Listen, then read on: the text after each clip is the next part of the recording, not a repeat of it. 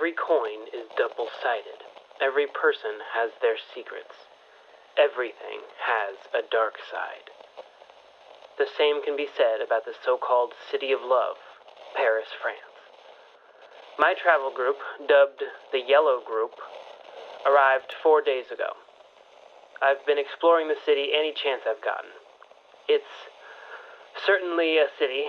I don't think I'll ever get the cigarette smell out of my nose. Unlike some of my other peers, I have no interest in the Louvre nor the Eiffel Tower. Why visit them when a gold mine lies right under my feet? I'm referring, of course, to the Catacombs. Back in 1774, Paris had itself a problem. You see, they had no place for their dead. Their cemeteries were overflowing. Soon, they started transferring remains from cemeteries into the mine shafts that stretched under the city. It was open to the public nearly a century later, and since then has been a popular place for tourists and thrill seekers. While the Greys only inhabit a small section of the underground mines, the entire network of tunnels are referred to as catacombs. We have a free night tonight. It is a perfect opportunity to sneak off and explore the catacombs. I cannot miss this opportunity. While my little chat with Annie was a nice start, it's about time to get serious. This time I'm not looking for a spirit. I'm looking for a haunt. A specific haunt. The third type of ghost, the haunt, is known for possessing objects, and on rarer occasions people. I need to talk with one. Which, if you know nothing about ghosts, might seem easy. It's not. Haunts cannot speak. The only ghosts that can speak are spirits, and on rare occasions, phantoms. However, I have a theory. If I could somehow convince the haunt to possess my recorder, we may just be able to communicate. There are so many ways this could go wrong, but this is essential for my goal. So, if you're brave enough, and hopefully not claustrophobic, join me in exploring the most haunted place in Europe.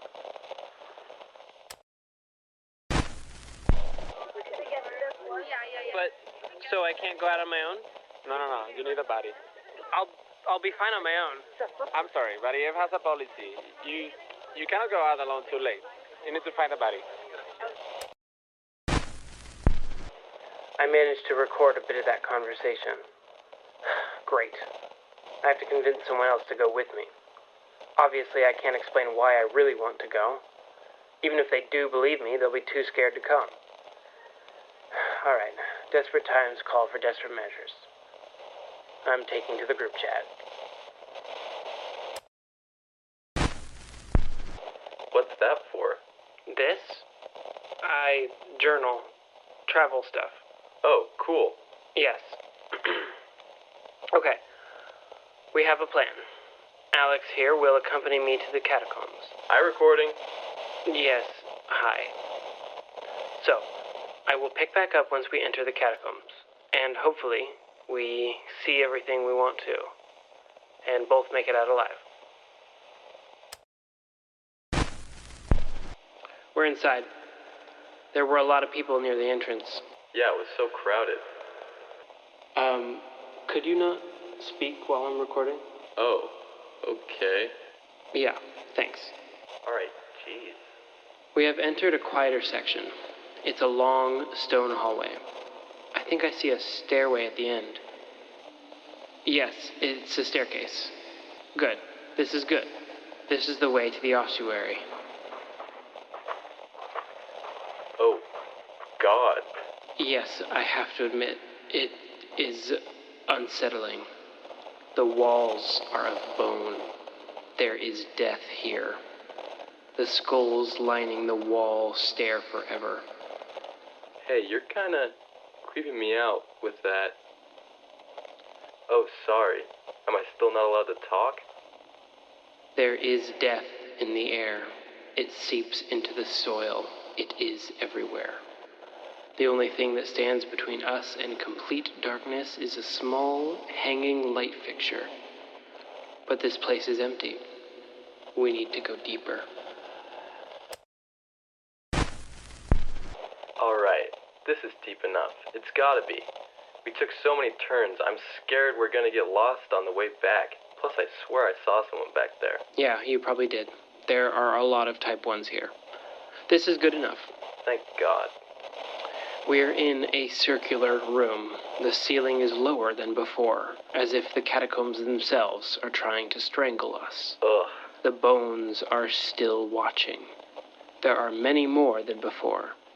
In the center of the room is a pillar. It, too, is made from bone. We are not alone here. What? Shh, I need to concentrate.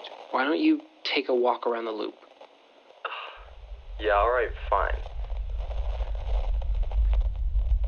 I feel you. Stop. You cannot scare me. It's pointless to hurt me. I simply want to talk. Okay. Good.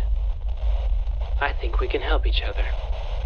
If you're willing to hear me out, I invite you to possess my recorder. First time I've had a voice in nearly 300 years. Feels good to talk again. Now, what do you want? I need your help. Yeah, with what? Funny. You sound a lot like me. Of course I do, you idiot. I possess a recorder with your voice on it. What did you expect? All right, easy. This is still new for me. Yeah, back to my question. Why shouldn't I just kill you now? Curiosity. Yeah, fair enough. What do you need my help with? I want you to travel with me, just for a bit. Then, when the time comes, I'll ask you to possess something, just for a second, enough to leave behind a ghostly trace of energy. Oh, interesting. What will I be possessing? I can't say yet. Interesting. What happens after? After? You're free to go. This is very strange. Do you have casual conversations with ghosts daily, or is this a new thing? Relatively new. I'm on edge. I can tell. You're lucky, though. You've stumbled across possibly the friendliest haunt you can find. Wasn't an accident. Oh, we got ourselves an expert here. All right, boss, I know what I want in return. What? First, I want you to release me in Prague. Prague? Why there? I've always wanted to visit. Been stuck down here for so long, but I haven't forgotten my dreams. All right, I can do that. What else? I want you to listen to a story.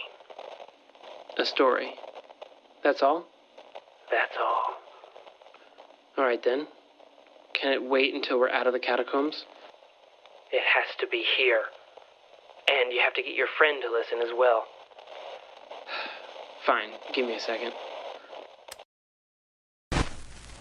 Alright, but then we're leaving. Yes, just listen to what I recorded, just to see if it's good. Fine, start it. All right, I will start. How about I start at the very beginning? You said this is pre-recorded? Yes, no, shh. There was a man. He was a simple man, a doorkeeper for the Val-de-Grace hospital during the French Revolution. He had worked as a quarryman years before, but became too old to keep up. Luckily, he was able to find a new job at the hospital. He liked his new job, even if it was a repetitive task. It was work, and he needed it.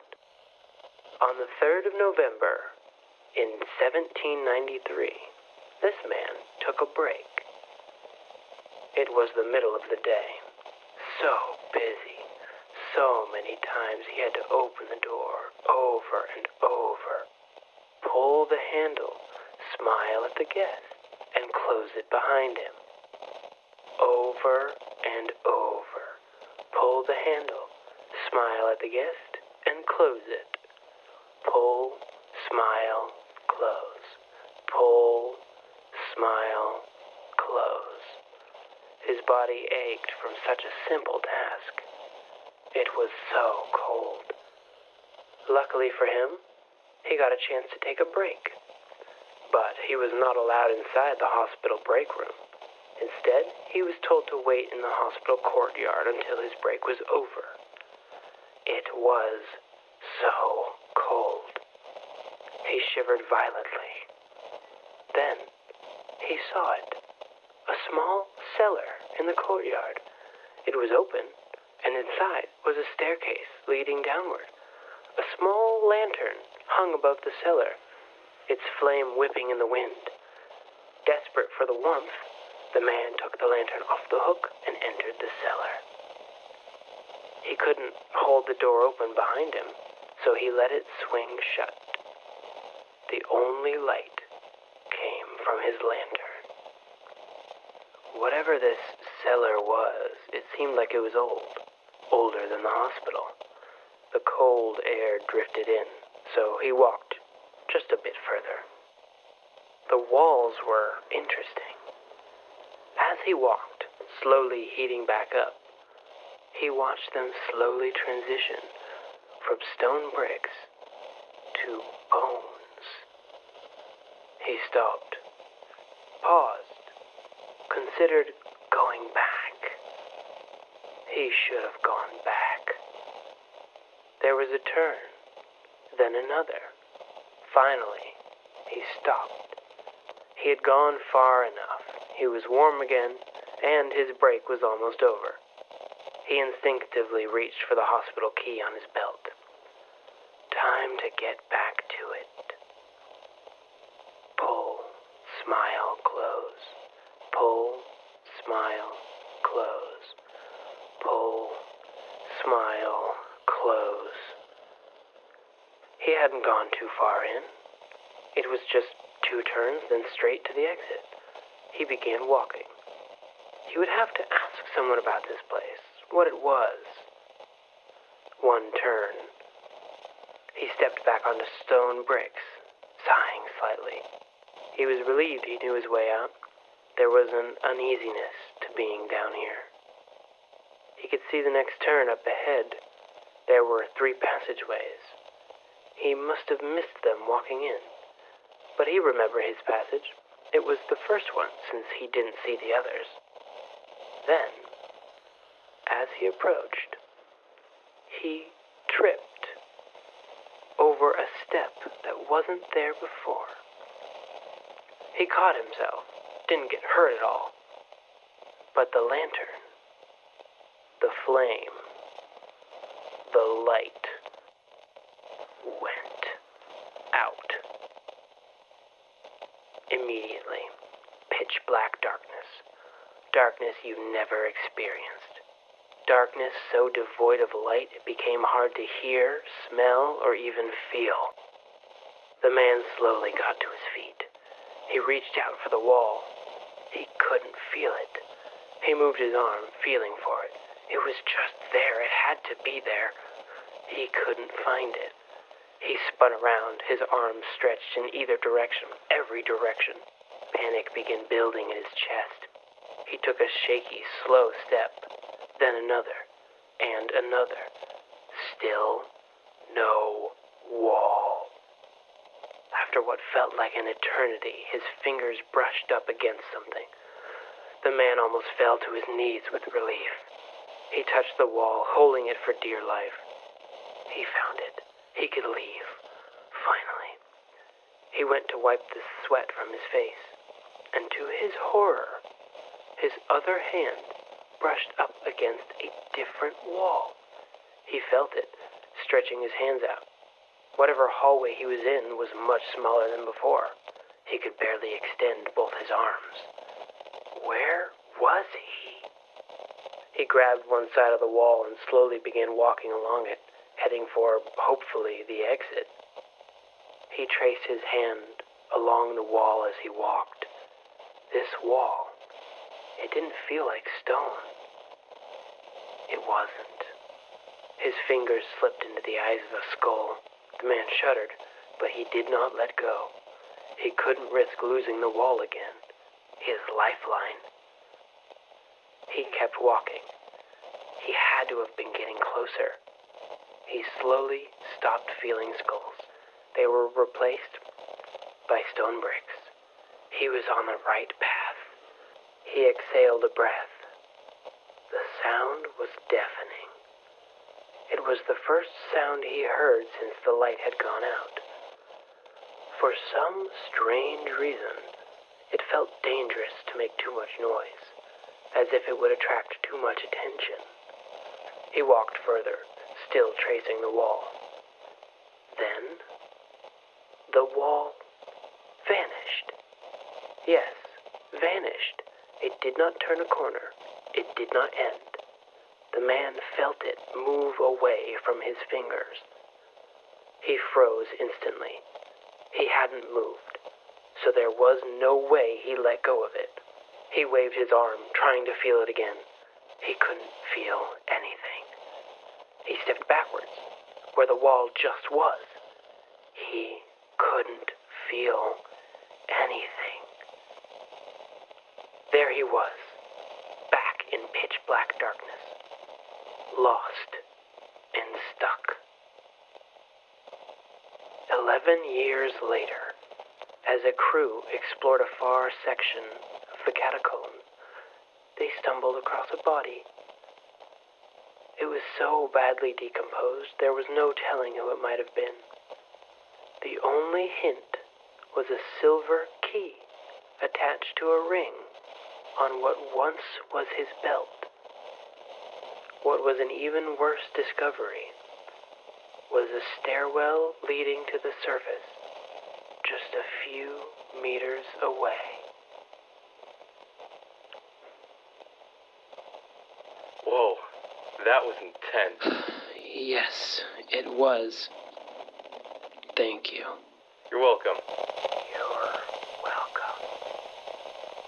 All right, let's get out of here.